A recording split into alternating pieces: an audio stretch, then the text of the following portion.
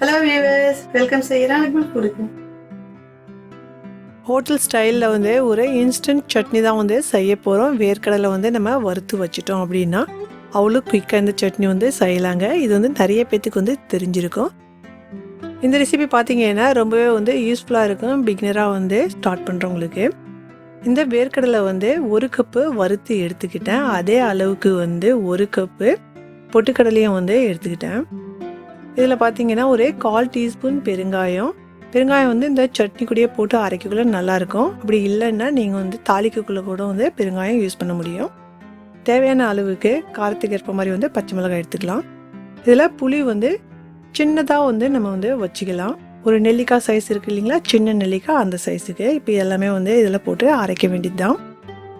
நம்ம வந்து அரைக்கக்குள்ளே தண்ணி வந்து கொஞ்சம் கொஞ்சமாக போட்டு இதில் வந்து அரைக்கலாம். அதிகமாக வந்து போட்டிங்கன்னா சரியாக வந்து அறுப்படாது. இந்த மாதிரி நல்லா வந்து ஸ்மூத்தாக வந்து அரைச்சாச்சு. இப்போ இதுக்கு ஒரு தாளிப்பு வந்து நம்ம கொடுத்துடலாம்.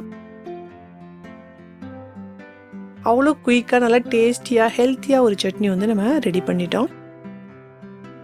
1 டீஸ்பூன் எண்ணெய் போட்டு நல்லாவே வந்து சூடானது இதில் வந்து கடுகு ஜீரகம்லாம் போட்டு 2 வரமிளகாவும் போட்டு நல்லாவே வந்து தாளித்து வந்து இதில் கொட்டியாச்சுங்க. இப்போ வந்து ரெடி ஆயிடுச்சு. இது வந்து ஒரு சூப்பரான ஒரு டேஸ்ட்டில் இருக்கும்.